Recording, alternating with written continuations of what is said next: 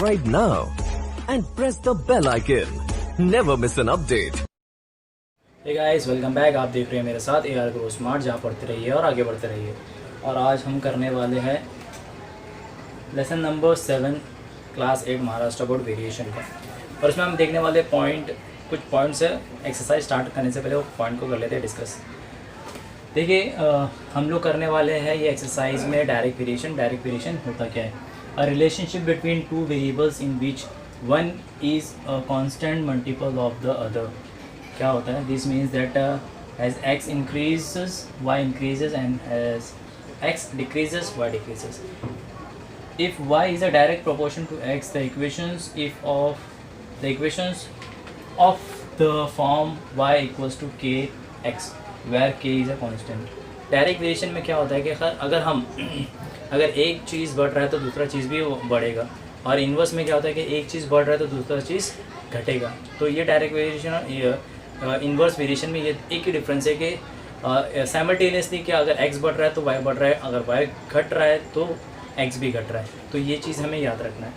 उसी के बेस में एक एग्जांपल है, वो एग्जांपल भी देख लेते हैं। क्या दिया हुआ है? Suppose y is a varies directly as x and y is 30। अगर y 30 दिया है, when x is 6 what is the value of y when x is 100? तो हमको पता है कि वो डायरेक्ट वेरिएशन है। वो क्या है? डायरेक्ट वेरिएशन है आपका। ठीक है, डायरेक्ट वेरिएशन। तो हम इसको क्या करेंगे? y ये डायरेक्ट वेरिएशन का साइन है। ठीक है, ये साइन हमें करना है। उसके बाद हमारे के y is equals to k x where k is equals to constant. ये हमें लिखना है। ठीक है, इसको ब्रैकेट में लिखिएगा तो भी चलेगा। हमें देखिए क्या दिया? y 30 दिया है और हमें दिया x 6। y हमें दिया है 30 और x हमें दिया है इंटू 6। अभी देखिए ये मल्टीप्लाई में क्या x के साथ क्या मल्टीप्लाई में, वो मल्टीप्लाई से अगर हम इस बाजू भेज देंगे इज इक्वल्स टू के तो वो डिवाइड हो जाएगा। तो अगर मैं लिखूँ तो मैं कुछ इस टाइप में लिखूँगा, मिरर इमेज जैसा। 6 1 ज़ा 6 5 ज़ा, तो मुझे k टर्म मिल जाएगा। k मिल जाएगा मुझे 5। तो यही k टर्म के बेस में मैं क्या सॉल्व करूँगा कि जब x की वैल्यू 100 है तो y की वैल्यू क्या होगी, y की वैल्यू क्या होगी। फॉर्मूला वही लगाना है हमें कि वो डायरेक्ट है। तो हमारा ये जो इक्वेशन है, इक्वेशन जो मैंने आपको यहाँ बताया, ये इक्वेशन आपको याद रखना। वो इक्वेशन अगर याद रहेगा तो आप उसको कर सकते हैं। तो इक्वेशन अगर मैं लगा दूँ y is equals to k x, y की वैल्यू हमें नहीं दिया है और k की वैल्यू मुझे मिला है 5 और x की वैल्यू 100। तो ये क्या हो जाएगा? 500। तो y मिल गया मुझे 500। इसी तो चलिए गाइस करते हैं प्रैक्टिस सेट 7.1। आपके पेज नंबर 36 में दिया हुआ है। क्वेश्चन नंबर 1 में कुछ 2 सम क्वेश्चंस दिए। बहुत ही सिंपल है, आपके मोबाइल के स्क्रीन में आपको दिखाई देगा, आप नीचे देख सकते हैं। आपको दिया है पहला question, circumference c of a circle is directly proportional to its radius. तो हमें सिर्फ क्या लिखना है? हमें सिर्फ इतना ही लिखना है, सर्कमफ्रेंस। क्वेश्चन हमें ये डायरेक्टली मैं आंसर आपको बता रहा हूँ, आप इसको लिख सकते हैं। सर्कमफ्रेंस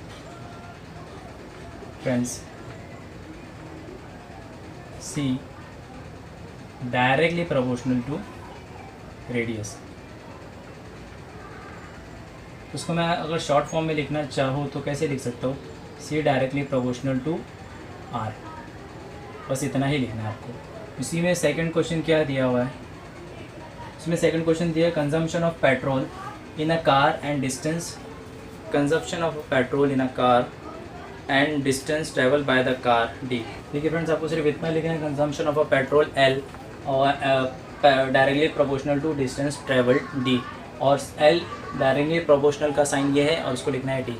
अगर आपको ये तो बहुत ही सिंपल था, आगे करते हैं, देखते हैं आगे आप इसको कैसे एंजॉय करते हैं और मैं आपको कैसे इसको इजीली प्रेजेंट कर सकता हूँ। चलिए करते हैं आगे। hey guys, तो चलिए करते हैं क्वेश्चन नंबर 2। क्वेश्चन नंबर 2 दिया, complete the following table considering that the cost of apple and the number are direct variation. हमें बोला है कि कॉस्ट ऑफ एप्पल जो है वो डायरेक्ट वेराइज है एप्पल से, और हमें दिया है x का value x is equals to 1 and y is equals to 8। Direct varies क्या है? कॉस्ट ऑफ एप्पल का वैल्यू क्या दिया है? y directly varies to number of apple. तो इसके बाद हम लोग क्या करेंगे? नेक्स्ट स्टेप हमारे लिए क्या हो जाएगा? Therefore y is equals to k x. तो हमारे पास कुछ वैल्यूज़ दिए, हमारे पास वैल्यू क्या दिया है, इसका वैल्यू दिया है 8, के मुझे नहीं पता जो मुझे ढूंढना है, और ये हो जाएगा कांस्टेंट। क्या कांस्टेंट है? के इज़ कांस्टेंट, ये हमें लिखना है हर इसमें, ठीक है। एक्स की वैल्यू क्या है हमारे पास? 1। देखिए अगर ये मल्टीप्लाई में वहाँ जाके अगर डिवाइड होता है, ये 1 अगर वहाँ जाके डिवाइड हो भी जाता है तो डिनोमिनेटर में आ जाएगा। तो k is equals to 8/1। Denominator में 1 आने का मतलब कि वो कुछ नहीं, तो k का वैल्यू क्या मिल गया मुझे? 8। जो कांस्टेंट टर्म है, कांस्टेंट जो टर्म है वो मिल गया मुझे 8। तो चलिए करते हैं उसी के बेस में, k के बेस में हम फर्दर ढूंढते हैं। उसमें हमें दिया है कुछ बॉक्स टाइप, वो बॉक्स टाइप में क्या दिया है, हमें x की वैल्यू फाइंड आउट करना है, और हमें y की वैल्यू दिया है 56, और हमें पता है कि y डायरेक्ट वराइज x। तो वो इसी के बेस में हम लिख सकते हैं y is equals to k x, Y की, और यहाँ हम लोग लिखेंगे के इज़ कांस्टेंट, ठीक है। के कांस्टेंट हो गया। हमारे पास y की वैल्यू है 56, के की वैल्यू है मेरे पास 8, और मुझे x की वैल्यू ढूंढनी है। ये x अगर ये इधर मल्टीप्लाई में 8, अगर वो ये साइड आ जाएगा इज इक्वल्स टू के, वो हो जाएगा डिवाइड, सिंपल सी बात है। तो ये मिरर इमेज में मैं लिख रहा हूँ, और ये 8 को डिवाइड मार रहा हूँ। 8 के टेबल में कितने टाइम आता है ये आपको देखना है। 8 के टेबल में 7 टाइम आएगा 56, 8 के टेबल में 7 टाइम आएगा 56। तो हमारा x की वैल्यू क्या मिल गया है? 7। ऐसे ही हमें 2 और बॉक्स दिए, वो हमें भी सॉल्व करना है। तो चलिए करते हैं वो वाला, तो चलिए करते हैं उसी के आगे का बॉक्स। उसमें अभी हमें नेक्स्ट दिया है x इज इक्वल्स टू 12, और y की वैल्यू हमें ढूंढना है, y की वैल्यू हमें ढूंढना है। तो देखिए हमें पता है कि y directly varies to x, तो मैं क्या लिखता हूँ इसको, y is equals to k x, और k क्या होता है? कांस्टेंट, k इज़ कांस्टेंट, ठीक है। k कांस्टेंट हो गया। तो मेरे पास y की वैल्यू नहीं है, पर मेरे पास वैल्यू है k की जो कि है 8, और मेरे पास वैल्यू है x की जो कि है 12। अगर मैं 8 को 12 से मल्टीप्लाई करूँगा तो मुझे आंसर मिल जाएगा y की 8 2 हो जाएगा 16, 1 कैरी, 8 1 8 प्लस 1 9, 96। ठीक है, इतना सिंपल है, हमें सिर्फ वैल्यू पुट करना, सॉल्व करना है। उसी में एक और दिया हुआ है, x की वैल्यू नहीं दिया है, और मुझे दिया हुआ है y की वैल्यू 160। तो वही वाला y is equals to k x, के क्या हो जाएगा, के इज़ कांस्टेंट, ठीक है। y की वैल्यू मुझे पता है 160, के की वैल्यू भी मुझे पता है 8, और x की वैल्यू मुझे नहीं पता। तो वैसे ही डिवाइड हो जाएगा, क्योंकि मल्टीप्लाई में यहाँ आ जाएगा तो ये डिवाइड हो जाएगा। तो डिवाइड करेंगे तो मिरर इमेज में ऐसे दिखेगा आपको, और अगर डिवाइड ये हो गया 8 1 ज़ा 8, 2 ज़ा 20 ज़ा, ठीक है। देखिए बहुत सिंपल है। क्वेश्चन नंबर 2 भी हो गया, तीनों वाला हमें जो वैल्यू था वो मिल गया, एक जगह y एक जगह x, ऐसे करके हमें फर्दर और कुछ क्वेश्चन से उसको भी इसी तरह सॉल्व करना है। और चलिए करते हैं हम आगे। अगर आपको इसमें किसी किस्म की डाउट है समझने में तो आप मुझे कमेंट बॉक्स में कमेंट करके पूछ सकते हैं। तो गाइस चलिए करते हैं क्वेश्चन नंबर 3। क्वेश्चन नंबर 3 क्या दिया है, m directly varies to n when m is 154, n is 7, find the value of m when the n is equals to 14। ठीक है, हमें दे दिया है कि m और n की वैल्यू हमें ढूंढना है। First of all constant term क्या है, हमें डायरेक्टली वराइज दे दिया है, तो हम लिखेंगे m directly varies to n। उसके बाद लिखेंगे हम m is equals to k n, जहाँ k होगा कांस्टेंट। k क्या होगा आपको पता है, k इज़ कांस्टेंट। उसके बाद आपके पास जो वैल्यू दिया है, m की वैल्यू 154, k की वैल्यू आपको ढूंढना है, और n की वैल्यू आपके पास दिया हुआ है 7। ठीक है, 7 यहाँ मल्टीप्लाई में, वहाँ इज इक्वल्स टू के वो बाजू में हो जाएगा, तो क्या हो जाएगा ये आपको पता है। मैं मिरर इमेज लिखता हूँ 7। तो अभी हमें करना है इसको 7 से डिवाइड। ठीक है, 7 1 ज़ा, और ये 7 22 ज़ा, तो k का वैल्यू हमें मिल गया 22। अगर अभी हमें k का वैल्यू मिल गया है तो हमें अगर हम n की वैल्यू दिया और m की वैल्यू ढूंढने बोला तो हम इजीली इसको कर सकते हैं। तो चलिए करते हैं वो वाला, m is equals to k n where k is constant. ठीक है, ओके। तो हमें m और इज इक्वल्स टू के, हमें m की वैल्यू नहीं पता, m की वैल्यू मुझे ढूंढना है। और के की वैल्यू मैंने अभी फाइंड आउट किया है 22, तो मैं इसको लिख सकता हूँ 22 इंटू एन की वैल्यू मुझे दिया है 14। हमें करना है इसको मल्टीप्लाई, करेंगे हम मल्टीप्लाई। 4 2 ज़ा 8, 4 2 ज़ा 8, 1 2 ज़ा 2, 1 2 ज़ा 2, 8 0 3। तो देखिए हमें मिल गया एम की वैल्यू इजिकल्स टू 308।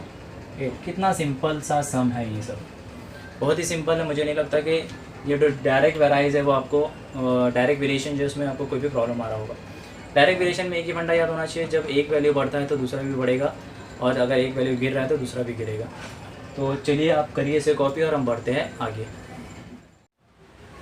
ठीक है गाइस, तो चलिए करते हैं अब हम क्वेश्चन नंबर 4।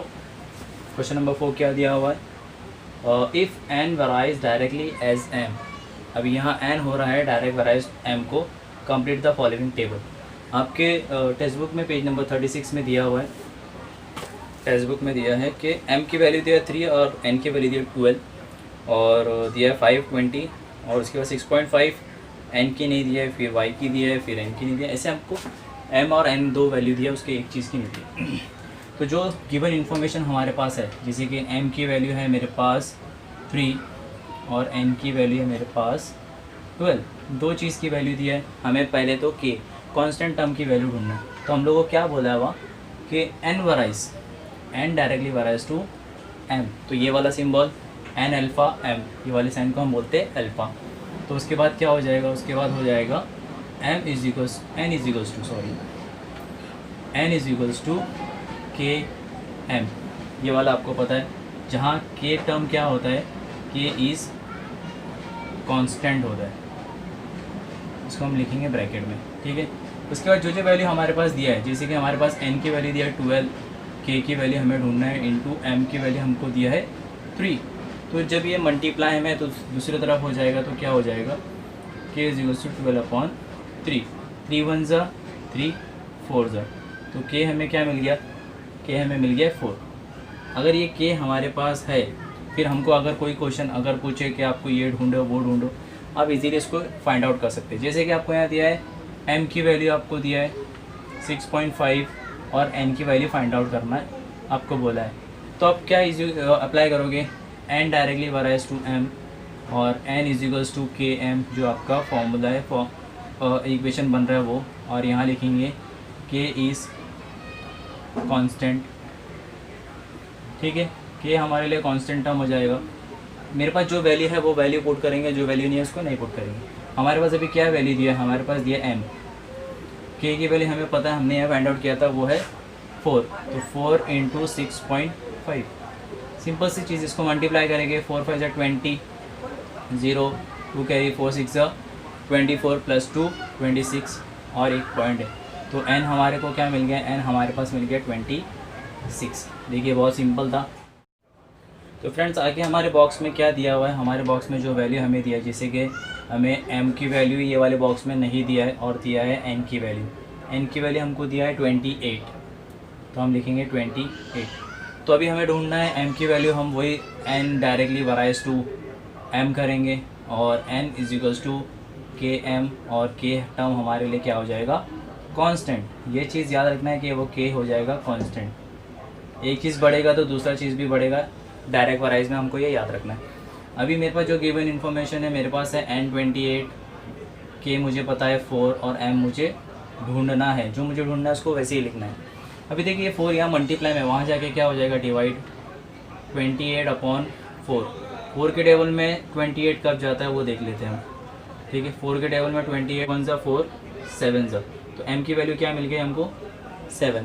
तो उसी की तरह और एक बॉक्स हमें दिया है, जहाँ हमें m की वैल्यू दिया है 1.25 दिया हुआ है, और हमें ढूंढना है y की वैल्यू, n की वैल्यू, वो हमें ढूंढना है। तो हम वापस से क्या करेंगे, n डायरेक्ट वराइज m और n इज इक्वल्स टू के एम, जहाँ k टर्म क्या हो जाएगा, कांस्टेंट हो जाएगा। ये चीज़ याद रखना है, ये हमें लिखना है k इज़ कांस्टेंट, वो हर जगह सेम रहेगा, कभी भी बदलेगा नहीं, मतलब ये वाले सम के लिए नहीं बदलेगा।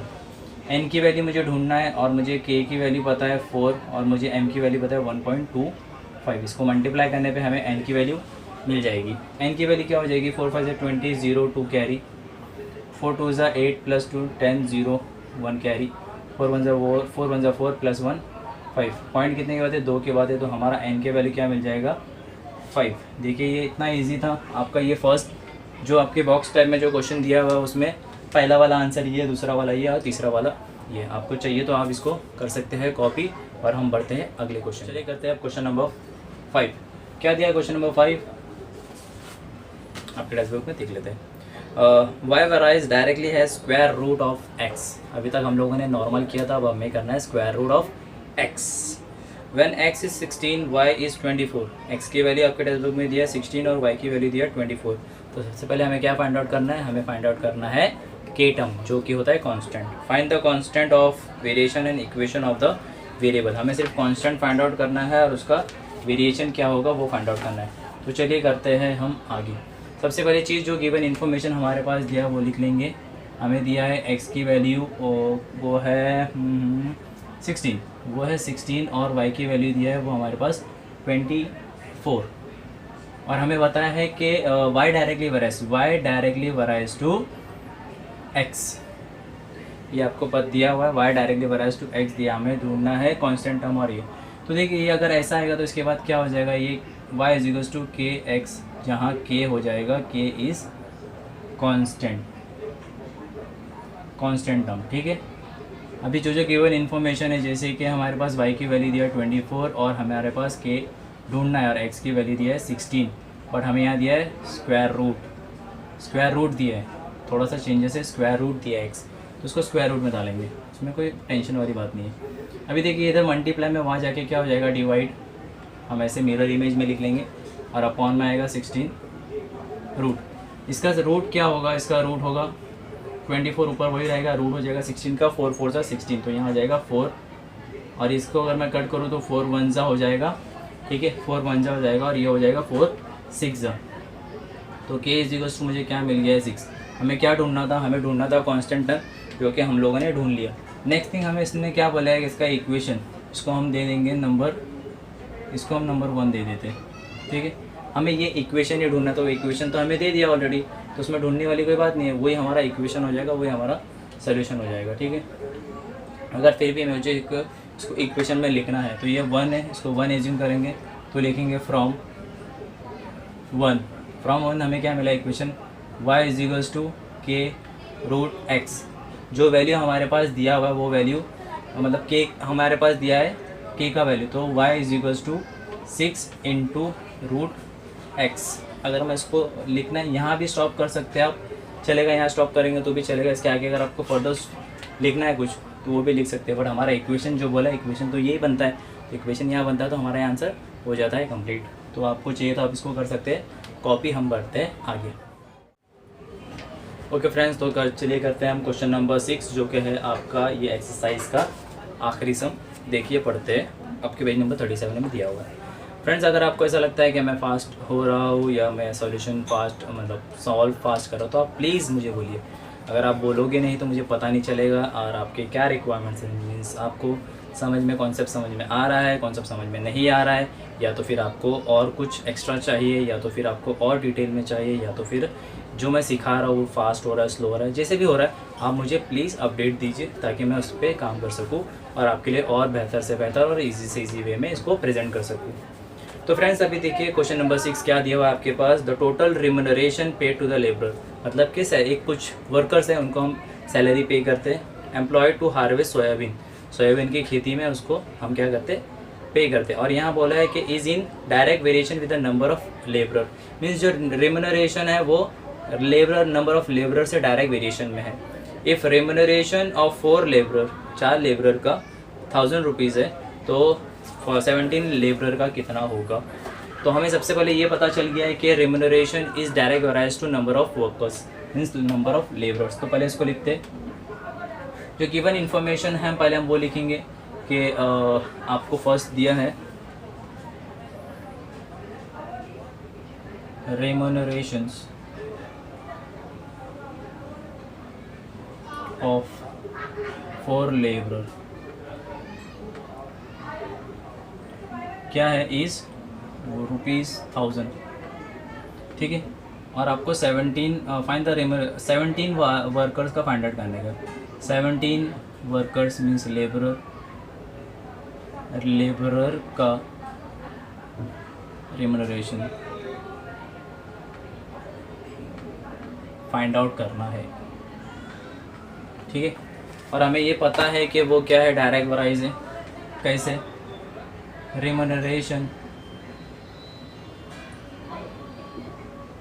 ऑफ लेबरर, डायरेक्ट वराइज किससे है? नंबर ऑफ लेबरर, ठीक है। तो इसको हम शॉर्ट में लिख लेना चाहे तो कैसे लिख सकते हैं? Are direct varies to N, तो क्या लिखेंगे? Are is equals to k n, जहाँ के के टर्म हो जाएगा के इज कांस्टेंट, ठीक है। इसलिए तो हमको अभी तक आ गया होगा। देखिए जो इन्फॉर्मेशन है, मुझे रेम्यूनरेशन दिया है 1000 रुपीज़ और मुझे के पता नहीं है, के ढूंढना है, और नंबर ऑफ वर्कर दिया है 4।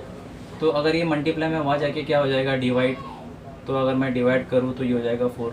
देखिए ये कितने टाइम जाएगा? ये जाएगा आपका 4 1 ज़ा 4, 25 ज़ा 100 होता है 0, 250। आपका रेम्यूनरेशन के कांस्टेंट टर्म कितना है? 250। अभी हमको क्या ढूंढना है? अभी हमें क्या दिया है? टेक्स्ट बुक में दिया है 17 labourer means number of workers दिया है। आर हमें नहीं दिया है और हमें दिया है नंबर ऑफ वर्कर्स दिया है 17। तो मुझे इनका कितना सैलरी होगा वो फाइंड आउट करना है। तो सेम चीज़ हमें करना है। R is equals to r alpha n और r is equals to k n, जहाँ के के हो जाएगा के इस कांस्टेंट टर्म हो जाएगा हमारे लिए। कोई बात नहीं, कांस्टेंट है तो क्या बात है। आर मुझे नहीं पता, पर मुझे पता है के 250 है और मुझे पता है एन 17 है। इसको मल्टीप्लाई करने पे हमें मिल जाएगा रेम्यूनरेशन। तो मल्टीप्लाई चलिए करते हैं हम ये हिस्से में। चलिए देखते हैं 250 इंटू 17, 7 0 0, 7 5 ज़ा 35, 3 कैरी, 7 2 ज़ा 14 प्लस 3 हो जाएगा 17। यहाँ हो जाएगा 1 0 ज़ा 0, 1 5 ज़ा 5, 2 1 ज़ा 2, 0 5, 7 प्लस 5 हो जाएगा 12, 1 कैरी, 3 प्लस 1 4, 4250 रेम्यूनरेशन, 4250 रेम्यूनरेशन, ठीक है। तो ये हो गया आपका सम, ये हो गया आपका एक्सरसाइज ख़त्म। उन 17 लोगों को मिलेगा सैलरी 4250। 4 लोगों को अगर मिल रहा है 1000 तो 17 लोगों को 4250। एक बार रीचेक कर लेते हैं। ओके 7 0 7 5 35, 3 कैरी, 17 1 14 प्लस 17 1 कैरी, ठीक है, बराबर है आपका, ये बराबर है। तो गाइज़ अगर आपको मेरी वीडियोस अच्छे लगते हैं तो आप प्लीज़ इसे लाइक कीजिए, शेयर कीजिए और अपने दोस्तों तक से शेयर कीजिए और कमेंट कीजिए। अगर आप हमारे चैनल में अभी तक नहीं जुड़े तो प्लीज़ सब्सक्राइब माई चैनल और press the bell icon for the future videos. अगर आपको अलग स्टैंडर्ड के भी कुछ वीडियोस चाहिए तो आप मुझे प्लीज़ कमेंट कीजिए, मैं आपके लिए उसमें भी काम करने की कोशिश करूँगा और आप वो अपलोड करूँगा। Thank you for watching.